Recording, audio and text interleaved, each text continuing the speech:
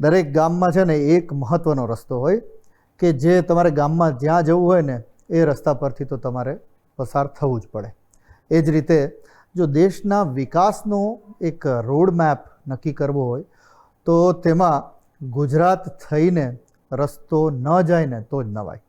આ વાત હવે નીતિ આયોગનો નવો રિપોર્ટ પણ કહી રહ્યો છે. દેશના મેન્યુફેક્ચરિંગ હબ બનવાના રોડ મેપમાં ગુજરાત એક બહુ મોટી ભૂમિકા ભજવી રહ્યું છે. નીતિ આયોગે ભારત માટે 4 એવા સેક્ટર પસંદ કર્યા છે જે દેશને ગ્લોબલ સપ્લાય ચેઇનમાં એક બહુ મોટો રોલ અપાવી શકે છે. આ સેક્ટર્સ કયા છે?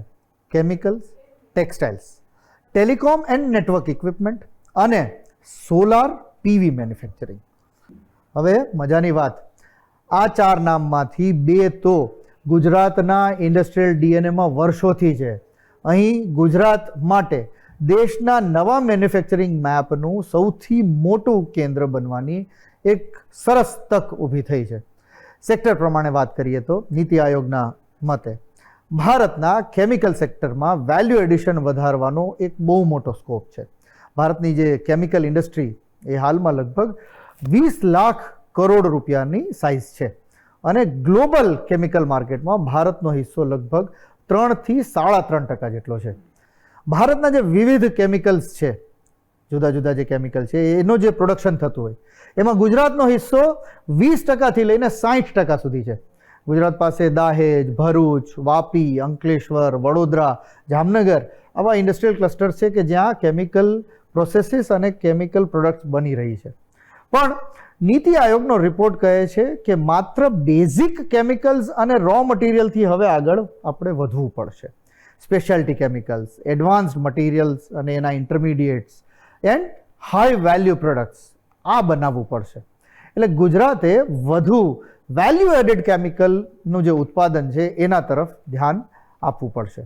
બીજું સેક્ટર છે ટેક્સટાઇલ્સ. 2025ના ફાઇનાન્શિયલ યરમાં ભારતે લગભગ 3.5 લાખ કરોડના ટેક્સટાઇલ પ્રોડક્ટ્સ એક્સપોર્ટ કર્યા.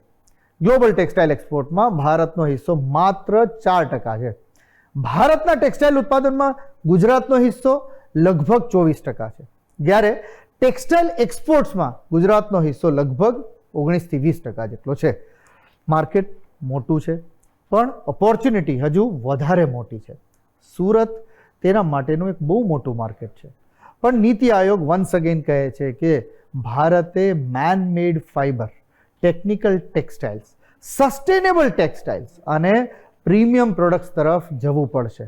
એટલે આપણા સુરતે હાઈ વેલ્યુ ટેક્સટાઇલ પ્રોડક્ટ્સ અને ગ્લોબલ બ્રાન્ડ્સની સપ્લાય ચેઇનમાં વધુ ઊંડે ઉતરવાની જરૂર છે. ત્રીજું સેક્ટર છે solar PV manufacturing.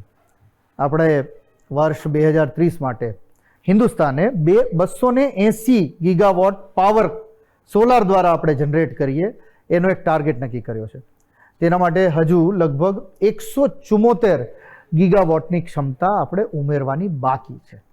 Solar demand વધશે એટલે એનું પ્રોડક્શન પણ વધારવું પડશે. અહીં ગુજરાત માટે સૌથી મોટો એડવાન્ટેજ છે. ગુજરાતનો જે દેશના મોડ્યુલ મેન્યુફેક્ચરિંગમાં લગભગ 45% અને સેલ મેન્યુફેક્ચરિંગમાં 47% હિસ્સો રહ્યો છે. આ મુદ્દે નીતિ આયોગની વાત થોડી મહત્વની છે. નીતિ આયોગનું કહેવું છે કે સેલ્સ, વેફર્સ અને અપસ્ટ્રીમ કોમ્પોનન્ટ્સ સુધી વેલ્યુ ચેઇન આપણે ઊભી કરવી પડશે. છેલ્લું ચોથું સેક્ટર જે કદાચ ગુજરાત માટે સૌથી નવી ઓપોર્ચ્યુનિટી છે એ છે telecom and network equipment. Bharat વિશ્વનું બીજું સૌથી મોટું ટેલિકોમ માર્કેટ છે, જેમાં લગભગ 1.2 બિલિયનથી વધુ સબસ્ક્રાઈબર એટલે 120 કરોડથી વધુ સબસ્ક્રાઈબર્સ છે. પણ ભારતમાં ટેલિકોમ ઇક્વિપમેન્ટનું મેન્યુફેક્ચરિંગ હજુ પણ મોટા પ્રમાણમાં ઇમ્પોર્ટેડ કોમ્પોનન્ટ્સ પર જ આધારિત છે. એટલે શું થાય, બહારથી કોમ્પોનન્ટ આવે ને આપણે ત્યાં કદાચ બહુ તો એની એસેમ્બલી થાય. નીતિ આયોગ કહે છે કે હવે આપણે ફોકસ જે કરવું પડશે એ કોમ્પોનન્ટ મેન્યુફેક્ચરિંગ પર, ટેકનોલોજી ટ્રાન્સફર, R&D, એના ટેસ્ટિંગ અને પછી એને આપણે એક્સપોર્ટ ઓરિએન્ટેડ મેન્યુફેક્ચરિંગ પર કરવું પડશે. અહીં ગુજરાતની જે નવી ઇન્ડસ્ટ્રીયલ સ્ટોરી છે એની ક્યાંક શરૂઆત થતી દેખાય છે. સેમિકન્ડક્ટર મેન્યુફેક્ચરિંગથી લઈને ઇલેક્ટ્રોનિક્સ ઇકોસિસ્ટમ સુધી ગુજરાતમાં નવી એક આખી વેલ્યુ ચેઇન ઊભી થઈ રહી છે. જુલાઈ 2026માં સાણંદમાં 7,600 કરોડના સેમિકન્ડક્ટર પ્લાન્ટનું કમર્શિયલ પ્રોડક્શન શરૂ થયું છે. એટલે આ સેક્ટરમાં હજુ આગળ વધવાની આપણને તક દેખાઈ રહી છે. અને મારું એવું માનવું છે કે ઇકોસિસ્ટમ જે બનવાની શરૂઆત સાણંદ અને ક્યાંક ધોલેરામાં પણ ચાલુ થઈ ગઈ છે. તકો તો અનેક છે, પણ ગુજરાતની સામે પડકારો પણ એટલા જ છે. ઇન્ફ્રાસ્ટ્રક્ચર છે, ઇન્વેસ્ટમેન્ટ છે, ઇન્ડસ્ટ્રીયલ બેઝ છે. હવે જે જરૂર છે એ ટેકનોલોજીની, સ્કિલ્ડ મેન પાવરની અને પછી R&Dની, સાથે સાથે ક્યાંક રિલાયબલ પાવર, કન્ટિન્યુઅસ પાવર સપ્લાયની અને ગ્લોબલ સપ્લાય ચેઇન્સ સાથે યોગ્ય રીતે જોડાવવાની. નીતિ આયોગનો આખો રિપોર્ટ પણ આ જ વાત તરફ ઇશારો કરે છે. ભારતે મેક ઇન ઇન્ડિયાથી મેક ફોર ધ વર્લ્ડ તરફ જવું પડશે. જો ગુજરાત આ બદલાવ સફળતાપૂર્વક કરે તો આગામી દાયકામાં ગુજરાત ભારતનું ઇન્ડસ્ટ્રીયલ એક પાવર હાઉસ તો હશે જ, પણ ઇન્ડિયાની એક ગ્લોબલ મેન્યુફેક્ચરિંગ સ્ટ્રેટેજીનો સૌથી મહત્ત્વનો ગેટવે પણ બની શકે છે. હું તમને કહું કે આવનારા દિવસોમાં ગુજરાતમાં એન્જિનિયરિંગ ટેલેન્ટની ડિમાન્ડ મને વધતી દેખાય છે. ધોલેરા અને સાણંદમાં જે રીતના સેમિકન્ડક્ટર ડિવાઇસીસ અને ચિપ્સ મેન્યુફેક્ચરિંગ ચાલુ થયું છે, તો ગુજરાતનો જે in house engineering talent, technical talent હશે, એની ડિમાન્ડ સારી એવી વધશે.